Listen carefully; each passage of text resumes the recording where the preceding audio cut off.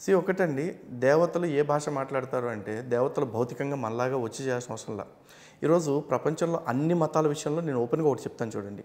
దేవుడు మనిషిని తన రూపంలో తయారు చేసుకున్నాడని బైబిల్ చెప్తుంది. కానీ ఫ్యాక్ట్ ఏంటంటే, మనిషి దేవుడిని తన కోసం తయారు చేసుకున్నాడు, తన రూపంలో తయారు చేసుకున్నాడు. ఈ మాట ఎందుకు చెప్తున్నానంటే, క్రిస్టియన్ దేశాల్లో చాలామందికి వాళ్ళ జీవితాలు కావచ్చు, వాళ్ళు గడిపే జీవనం కావచ్చు, వాళ్ళకి ఒకటే కోరుకుంటున్నారు, ఇన్ని పనులు చేస్తున్నాం, మనం చంపుకు తింటున్నాము, లేకపోతే ఆడవాళ్ళతో ఇట్లా చేస్తున్నాము, మరి మనకి రక్షణ ఏంటి? మనం ఇన్ని తప్పులు చేస్తుంటే మన చూసేవాడు ఎవడైనా ఉంటాడా? ఉంటే వాడు మన కోసం ఏం చేస్తాడు అని కోరిక కలిగింది. బాగా పరిశోధన చేసి అక్కడున్న వాళ్ళకున్న లిమిటెడ్ జ్ఞానంతో వాళ్ళు చేసుకుంది ఏంటి తెలుసా? దేవుడు అనేవాడు మన కోసం ఉంటే మనం చేసే పనులన్నీ క్షమిస్తాడు, మనం చేసే పాపాలన్నీ క్షమించేస్తాడు. కాబట్టి పాపాలను క్షమించేవాడే పరమదైవం అని చెప్పేసి పెట్టుకున్నారు. కానీ అది భారతదేశంలోకి వచ్చేప్పటికీ, భారతదేశంలో అంటే హిందుత్వపు జ్ఞానం ఎలా ఉందంటే, మనకు ఉపయోగపడే ప్రతి ప్రకృతి శక్తిని ఒక దేవతగా చూశారు. భూమి ఒక శక్తి, ఆకాశం ఒక శక్తి, మెరుపు ఒక శక్తి, ఉరుము ఒక శక్తి. వాటిని కూడా ఇంద్రుడని, లేకపోతే వాయువు అని, వరుణుడని రకరకాల పేర్లు పెట్టుకున్నారు. సూర్యుడు ఒక శక్తి, చంద్రుడు ఒక శక్తి. సూర్యుడు వల్ల పంటలు పండుతూనే మనుషులు నిటారుగా నిలబడి నడవగలుగుతున్నారు ఆ డి విటమిన్ పొందటం ద్వారా. చంద్రుడి వల్ల ఔషధాలు పెరుగుతున్నాయి, వనస్పతులు. కాబట్టి చంద్రుడు ఒక దేవత. అలాగే ఈ కేవలం మనకు కనపడే వాటిలే కాకుండా ఈ మిగతా గ్రహాల ప్రభావం, వాటి వల్ల కూడా మన భూమి మీద జరిగే అనేక మార్పులకు కారణమవుతున్నాయి. కాబట్టి ఆ గ్రహాలను కూడా దేవతలుగా పూజించారు. ఇందులో ఏ దేవత అయినా సరే నువ్వు పాపాలు చేస్తే పోగొడతావు అని ఎక్కడైనా ప్రచారం హిందూ ధర్మంలో ఉందా? లేదు. ఎందుకంటే మనం పాపాలు చేస్తే ఎవడో వచ్చి మన కోసం ప్రాణాలు ఇచ్చి పోగొడతాం అనేది ఒక సిల్లీ కాన్సెప్ట్. తప్పులు మనం చేసేసి మనం ఎవరినో కాళ్ళు పట్టుకుని దండం పెడితే మన పరలోకానికి తీసుకుపోతాడు, సరే బాగానే ఉంది. మన వల్ల అన్యాయానికి గురైన జనాలకి ఎవరు న్యాయం చేస్తారు? ఒక అమ్మాయిని ఎవరో అత్యాచారం చేసి చంపేస్తాడండి, వాడు ఇంకొక దేవుడిని నమ్ముకుని వెళ్ళిపోతాడు పరలోకానికి.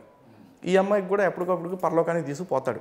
కానీ భూమి మీద ఈ అమ్మాయికి జరిగిన అన్యాయానికి, లేకపోతే భూమి మీద తప్పులు చేస్తే శిక్ష పడతాయని నమ్ముకుని కూర్చున్న జనాలకి ఎలా న్యాయం జరుగుద్ది? Right brother. ఇప్పుడు దేవుడు అనే వ్యక్తి, లేకపోతే దేవుడు అనే దైవం మనుషుల రూపంలో తయారు చేసుకున్నాడు తాను అని చెప్పేసి అంటున్నారు కదా మీరు. అంతే కదా? మనుషులు వాళ్ళ అవసరాల కోసం వాళ్ళు దేవుడిని ఊహించుకున్నదే తప్ప, నిజానికి దేవుడు అంటే ఏంటి అంటే ఒక శక్తి మాత్రమే. యాదేవి సర్వభూతేషు శక్తి రూపేణ సంస్థిత అని సనాతన ధర్మం చెప్తుంది. అన్ని జీవాల్లో కూడా దేవుడు శక్తి రూపంలో ఉన్నాడు. ఆ ఎనర్జీని మేము దైవం అంటున్నాం. రాముడు ఏ రూపంలో ఉంటాడు? శివుడు ఏ రూపంలో ఉంటాడు? లక్ష్మీ నరసింహస్వామి ఏ రూపంలో ఉంటాడు? ఏస్తు ఏ రూపంలో ఉంటాడు? హల్లా ఏ రూపంలో ఉంటాడు? అది చెప్తున్నాండి. ఇప్పుడు రాముడు ఎలా ఉన్నాడు అంటే, రాముడు భూమి మీదకి వచ్చాడు కాబట్టి రాముడిని ఇప్పుడు ఎలా అయితే రామాయణం వర్ణించిందో, కోదండం పట్టుకుని సీతా సహితంగా హనుమత్ సహితంగా ఎలా అయితే ఉంటారో అలాగే ఉంటారు. కృష్ణుడు ఎలా అయితే సిక్కిపించమౌళి అని చెప్పేసి చెప్తా ఉంటారో, నెమలికల్ని ఇక్కడ పెట్టుకుని కిరీటంలో ఒక వేణువు పట్టుకుని ఎలా అయితే ఉంటారని చెప్తున్నారో అలాగే ఉంటారు. లక్ష్మీ నరసింహస్వామి భూమి మీదకి వచ్చారు కాబట్టి ఆయన కూడా అలాగే ఉంటారు. సగం నరుడు సగం సింహంలాగా ఉంటారు.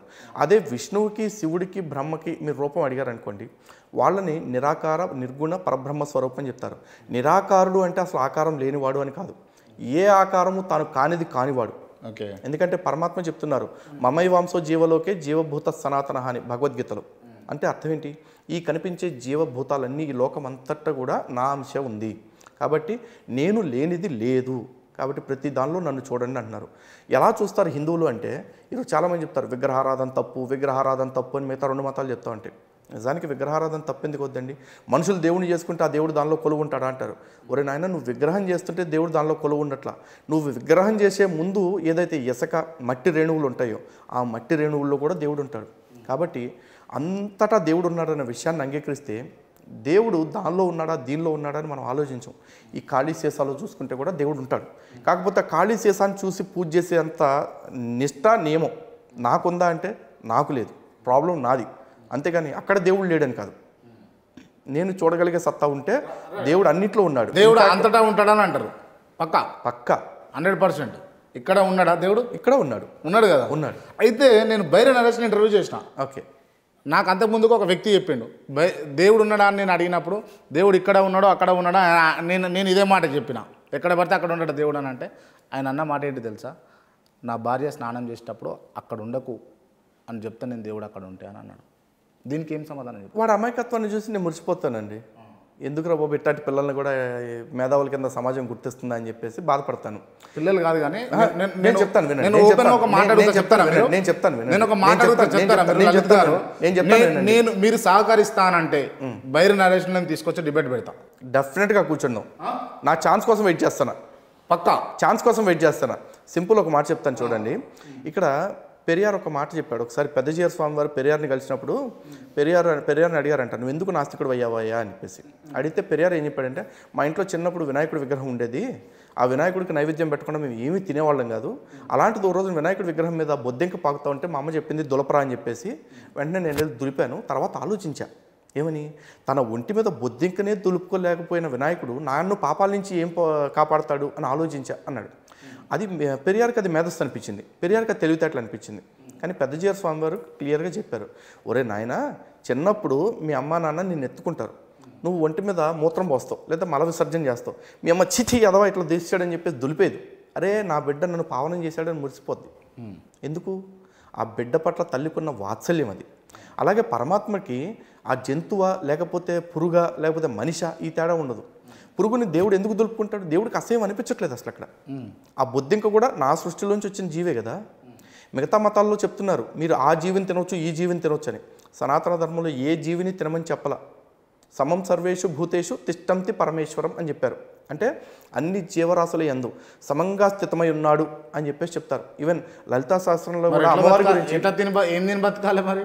కూరగాయలు తినండి. కూరగాయలకు ప్రాణం ఉండదు అంటే ఆ ప్రాణం వల్ల ఎవరైతే ప్రాణం ఉండదు చెప్తానండి, ఆ ప్రాణం తీసే క్రమంలో దేనికైతే బాధ కలుగుతుందో ఆ బాధ కలుగుతున్న జీవులు ఏవైతే ఉన్నాయో వాటిని చంపకూడదు మనం. ఆ బ్రహ్మకీట జనని అని చెప్పేసి చెప్తారు అమ్మవారి గురించి. అంటే ఆ బ్రహ్మదేవుడి కాడ నుంచి ఒక చిన్న పురుగు దాకా అంతటినీ సృష్టి చేసింది ఆ తల్లి. అందులో మనం తినటానికి కొన్ని, అవి బతకటానికి కొన్ని పెట్టేశారు. అవి జీవ సిద్ధాంతంలో పెద్ద వచ్చేసి చిన్న వాటిని తింటూ బతుకుతున్నాయి. అదొక సృష్టి క్రమం అయిపోయింది. కానీ ఆ తల్లికే అంటే ఆ తల్లి అని అంటే ఇప్పుడు మాతమ్మ కావచ్చు, దుర్గమ్మ కావచ్చు, లేకపోతే ఎల్లమ్మ కావచ్చు, పోషమ్మ కావచ్చు, బలిస్తారు, జంతువులు బలిస్తారు. మరి అదేంది? యాక్చువల్లీ నిజంగా ప్రతి ఒక్కరికి తెలియాల్సిన క్వశ్చన్ అండి ఇది. నిజంగా ఇక్కడ అమ్మవార్లు ఎవరు కూడా నాన్ వెజ్ తింటారని కాదు. అయితే హిందూ ధర్మంలో మీకు ఇక్కడ ఒక చిన్న మాట చెప్పాలి. ప్రతి ఆచారం వెనకాల తెలియకుండా చాలామంది ఇది మూఢనమ్మకం, ఇది పిచ్చి నమ్మకం, ఇది గుడ్డి నమ్మకం అంటారు. కాదు, గుడ్డి నమ్మకం అని అనటానికి లేదండి. ప్రతి నమ్మకం వెనకాల కూడా 5 రకాలు ఉంటాయి.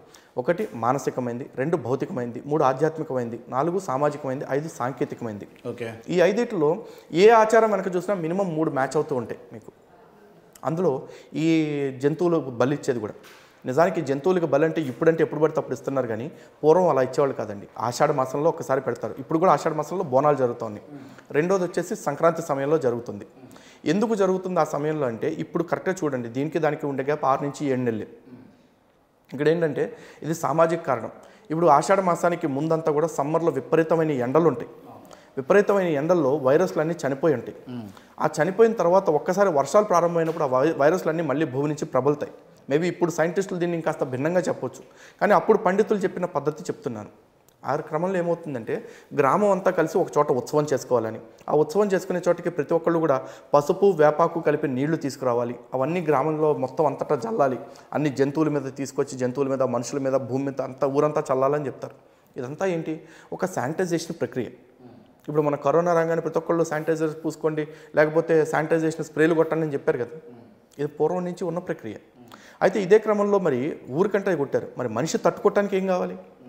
మనిషి తట్టుకోవటానికి ఏం కావాలి అంటే ఇప్పుడు వెజిటేరియన్స్ ఉండేవాళ్ళు, వాళ్ళు తులసి తీర్థమను లేకపోతే ఇతర నైవేద్యాలను ఏవో తినేవాళ్ళు. కానీ సామాన్యులు కొంతమంది నాన్ వెజిటేరియన్ తినేవాళ్ళు ఉంటారు. వాళ్ళ కాడికి వచ్చేపటికి పెట్టిన ఆచారం ఏంటంటే ఒక జంతువుని బలిచ్చి ఆ మాంసాన్ని మీరు ప్రసాదంగా తీసుకోండి అని చెప్పేసి చెప్పారు. దాని అర్థం అమ్మవారు తింటదని కాదు. ఎక్కడైనా అమ్మవారు తింటాం మీరు చూసారా? లేదు కదా. అమ్మవారి పేరుతో తిరిగి మనమే తింటాం. అంటే మనకి ఇమ్యూనిటీ పెంచుకోవటం కోసం. అయితే ఇమ్యూనిటీ పెంచుకోవడానికి నాన్ వెజ్ తింటే మార్గం అని చెప్పారనుకోండి, మనుషులు ఏం చేస్తారు? రోజు కోసుకుని తింటాడు ఒకడు. రోజు కోసుకుని తింటే కొన్నాళ్ళకి బయోడైవర్సిటీ దెబ్బతింటుంది. అలా జీవ వైవిధ్యం దెబ్బతినకుండా ఉండటం కోసం అని చెప్పేసి ఆషాఢ మాసంలో 4 రోజులు మీరు తినండి అని చెప్పేసి చెప్పారు. దానివల్ల రాబోయే 6 నెలల పాటు మీకు ఈ రోగనిరోధక శక్తి, బాడీని తట్టుకునే వైరస్ని తట్టుకునే శక్తి బాడీకి అందుద్ది. మళ్ళీ తర్వాత ఈ వింటర్ సీజన్ అయిపోయి సమ్మర్ స్టార్ట్ అవడానికి ముందు సంక్రాంతి సమయంలో కనుమ రోజున పండగలాగా పెడతారు. కనుమ రోజు నిజానికి జంతువులకు పూజలు చేస్తారు. పూజలు చేసి మళ్ళీ తర్వాత జంతు మాంసం తినమని ఎట్లా చెప్తారండి? అప్పుడు కూడా రీజన్ ఇదే. మళ్ళీ సీజన్ మారుతుంది కాబట్టి ఆ సీజన్ని తట్టుకునేలాగా తినండి అని చెప్పేసి చెప్పడం దాని వెనకాల ఉద్దేశం. ఇది తెలియక చాలామంది అమ్మవారి పేరుతో మూఢాచారాలు పెట్టేస్తున్నారు. మూఢాచారాలు పెంచట్లేదు నాయన, అది సామాజిక కారణం. సొసైటీలో 10 మందికి ఇమ్యూనిటీ బూస్టర్ గురించి చెప్పటం అంతే. ఈవెన్ గుళ్ళో పెట్టే ప్రసాదాలు కూడా మీరు చూడండి, తులసి తీర్థం ఇస్తారు వైష్ణవాలయాల్లో, శివాలయాల్లో పంచామృతాలు ఇస్తారు. ఇవాళ హెల్త్ గురు అని చెప్పేసి ఒక వెబ్సైట్ పెట్టేసుకుని దానిలో క్లియర్గా చెప్తున్నారు పాలు తేనె కలుపుకొని తాగితే మంచిది అని చెప్పేసి. దేవాలయంలో ఇచ్చే పంచామృతం ఏంటంటే అది కదా. కొబ్బరి ముక్క బెల్లం కలిపి తింటే వెన్నెముక్కి బలము ఐరన్ కంటెంట్ అందుతుందని ఇప్పుడు చెప్తున్నారు. అదే అప్పుడు ప్రసాదం రూపంలో పెడితేనేమో గుళ్ళో దేవుడు తింటాడు ఆ ప్రసాదం అంటారు. దేవుడు ఏది తిండు, మనకు అన్నీ ఇచ్చేది ఆయనకి మనం ఇచ్చేదేంటి? కొండంత దేవుడికి కోటి పూలు మనం ఇవ్వగలం.